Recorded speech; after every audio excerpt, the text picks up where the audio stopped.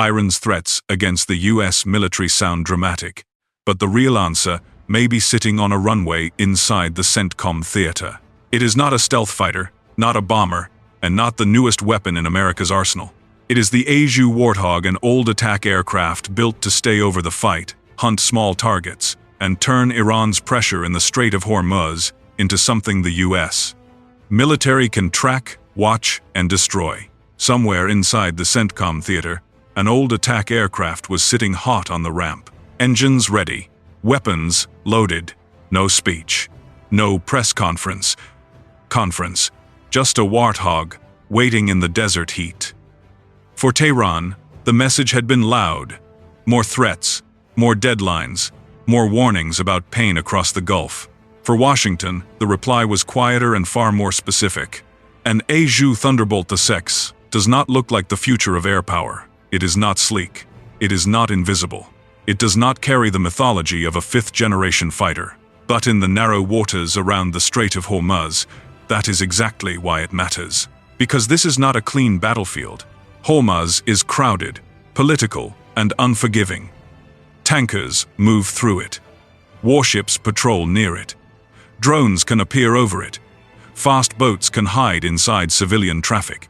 Mines can turn a shipping lane into a global economic problem. Every movement in that waterway carries a military meaning and a market reaction. That is what Iran has always understood. The Strait of Hormuz gives Tehran something more useful than a traditional navy: leverage. Iran does not need to match the U.S. fleet ship for ship. Its strongest card is disruption.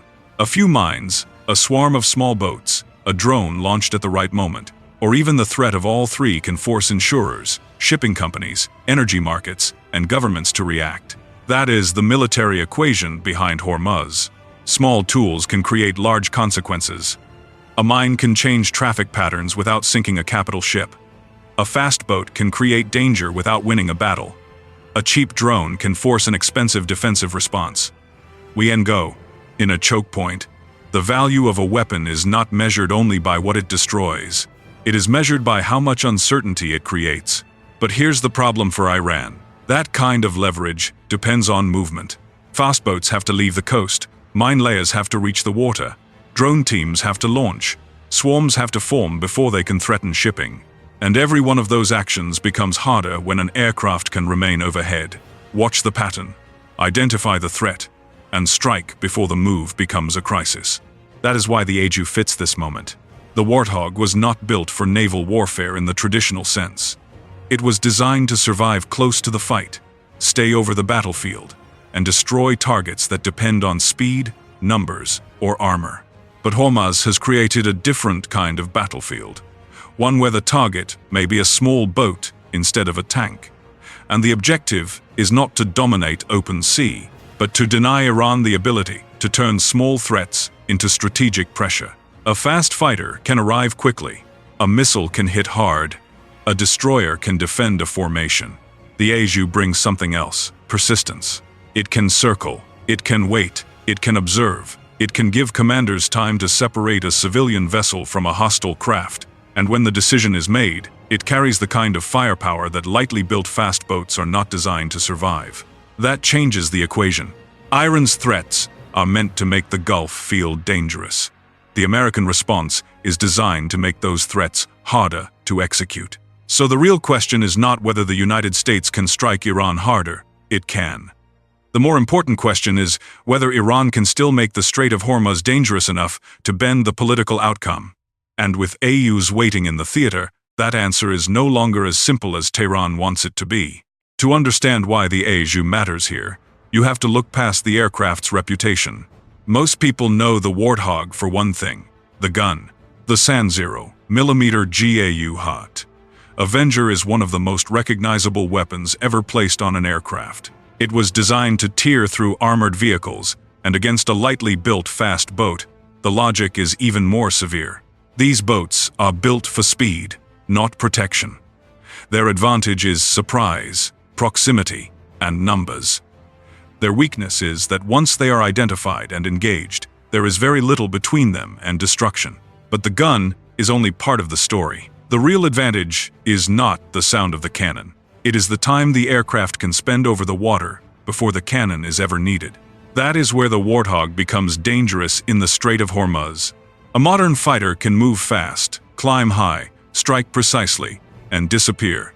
That is valuable in many air campaigns. But Hormuz is not a normal battle space. It is a narrow maritime environment filled with civilian shipping, patrol craft, coastlines, islands, radar contacts, drones, and small vessels that can look harmless until they are not. In that kind of environment, the first challenge is not always killing the target. The first challenge is knowing what the target is.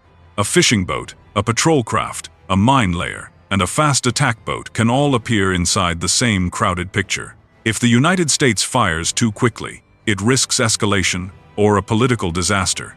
If it waits too long, a mine can enter the water, a swarm can form, or a drone team can get a launch window. This is the narrow space where the A-10 is useful. It gives commanders time to watch movement patterns, time to track suspicious boats, time to separate civilian traffic from hostile behavior, time to decide whether a small craft is simply moving or preparing to create a much larger problem. And once that decision is made, the aircraft has options. The cannon is the most famous option, but it is not the only one. The A-10 can carry precision weapons, guided rockets, and missiles that allow it to match the weapon to the target. That matters because every threat in Hormuz is not the same size, same speed, or same risk. A mine-laying boat may require one answer. A drone launch team may require another. A cluster of fast attack craft may require something different. The Warthog's value is that it can remain close enough to judge the fight and carry enough firepower to act when the moment arrives. But here's the problem for Iran. The IRGC's maritime strategy depends on making small movements feel unpredictable. A few boats leaving port, a suspicious vessel shifting course, a sudden formation near a tanker lane. The uncertainty is part of the weapon. Persistent overhead surveillance weakens that uncertainty.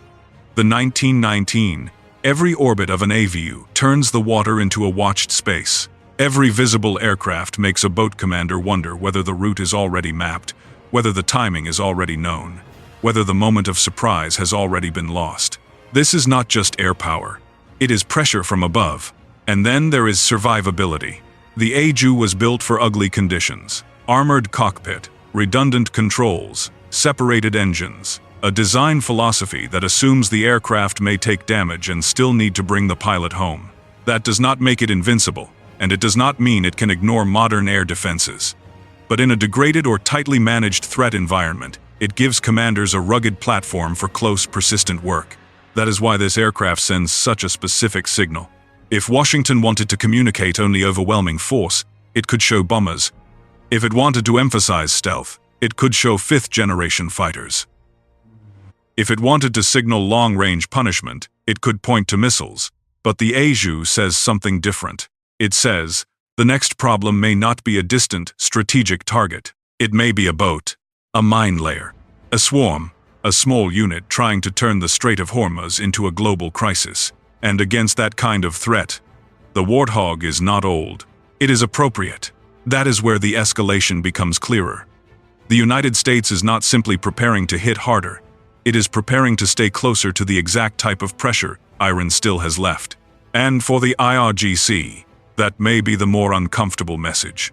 Now step back from the runway and look at the full pressure system. The A-10 is not operating in isolation. It is part of a larger strategy built around three forces moving at the same time: economics, military pressure, and psychology. The economic layer is the blockade. A blockade does not need to look dramatic to be powerful. It works through delay, denial, and exhaustion. Ships are stopped, cargo is disrupted, revenue slows, insurance becomes more complicated, trade routes become less predictable. Every day the pressure continues. The regime has fewer clean options and more internal tension. That matters because Iran's ability to bargain depends on what it can still control. For decades, one of Tehran's most important cards has been the Strait of Hormuz, not because Iran controls the world's energy supply by itself, but because it sits close enough to one of the world's most sensitive maritime chokepoints to threaten disruption. That threat gives Iran leverage. The second layer is military. This is where the A-10 becomes more than an aircraft. It becomes a tool designed to reduce the value of Iran's remaining maritime options. Fast boats, mine layers, drones, and swarm tactics are dangerous because they create uncertainty. They blur the line between military action and political crisis. They force commercial shipping and naval planners to react to the possibility of disruption. But a watch threat is a weaker threat. If small boats cannot move freely, they lose initiative. If mine layers cannot reach the lane, mines never become leverage. If swarm tactics are broken before they form, the swarm becomes only scattered boats. If drone launch teams are tracked early, the cost they impose on the defender begins to shrink. That is the strategic purpose of persistent air power over Hormuz, not just to destroy, to deny the enemy the moment when a small action becomes a global event. The third layer is psychological. When CENTCOM shows AUS ready in the region, the image is not meant only for the public. It is aimed at several audiences at once. To Iran's commanders, it says movement is being watched. To American allies, it says the United States is not relying only on statements.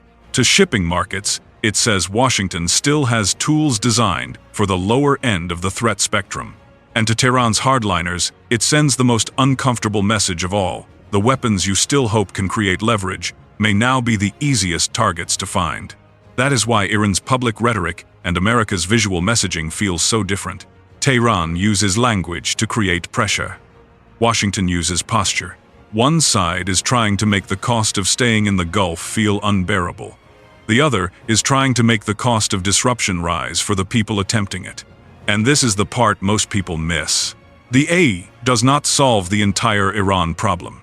It does not remove missiles from the region. It does not erase drones. It does not make Hormuz safe forever. No single aircraft can do that. But strategy is rarely about solving everything at once. It is about removing the enemy's best remaining options one by one. If Iran's strongest remaining play is to make the strait feel unstable, then the US answer is to make instability harder to create. Keep ships moving. Keep pressure on Iranian ports. Keep aircraft overhead. Keep commanders watching the small pieces of the battlefield before they become large consequences. That is why this old aircraft matters. Not because it is glamorous, because it fits the equation. The battlefield does not reward the newest weapon automatically. It rewards the weapon that solves the problem in front of it. And in Hormuz, the problem is not only firepower, it is time, identification, endurance, and cost. It is the ability to distinguish a civilian vessel from a threat. It is the patience to watch before striking. It is the persistence to keep small boats from becoming strategic tools. Iran can still threaten the Gulf. That should not be dismissed. Mines are dangerous. Drones are dangerous. Fast boats in confined waters are dangerous. A single mistake in Hormuz can create consequences far beyond the water itself. But threats only become leverage when they can be executed. And the A-10 is there to make execution harder. So the image of the Warthog on the ramp was not just military theater. It was a warning about the next phase of the contest. Iran is trying to prove that it can still make Hormuz dangerous. The United States is trying to prove that Iran's remaining tools can be watched, hunted, and denied. That is the real meaning of the moment. Not that the Warthog is the most advanced weapon in the region. Not that an old aircraft has suddenly become a miracle solution. But that the right weapon, in the right place, can take away the enemy's favorite move. In modern warfare, power is not only measured by what you can destroy, it is measured by what you can prevent the enemy from using. And in the Strait of Hormuz, the A-10's message is brutally simple. 2-1. If Iran's leverage is built on small boats, mines, and uncertainty, then the Warthog is there to turn that leverage into a target.